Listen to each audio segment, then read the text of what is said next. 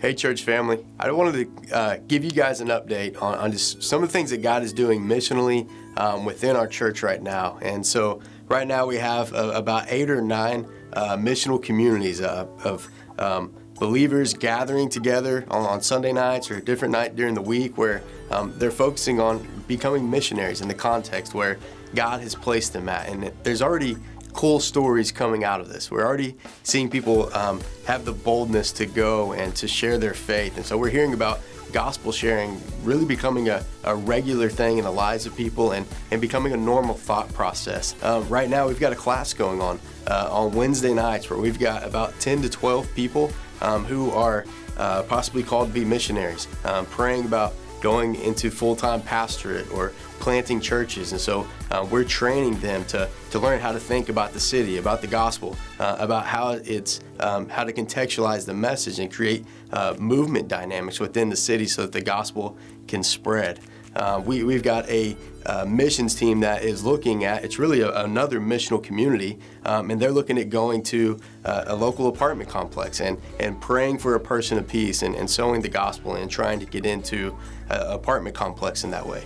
The youth mission trip coming up this summer where we're looking at going back to Memphis. And then we've got something new that I'm extremely excited about. It's going to be called Saturate Lawton.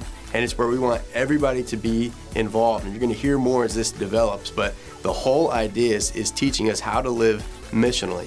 And so what we'll do is we'll gather and we'll come together and we'll worship and we'll pray. And we're really going to start praying months in advance for the places that we're going to be going. Looking for a person of peace, looking just to see where God is working. Then we're going to go out and we're going to try to sow the gospel in those places. And we're praying to see conversion. We're praying to see confidence built in the mission of God and to see His salvation at hand. And so, and then you go even beyond that.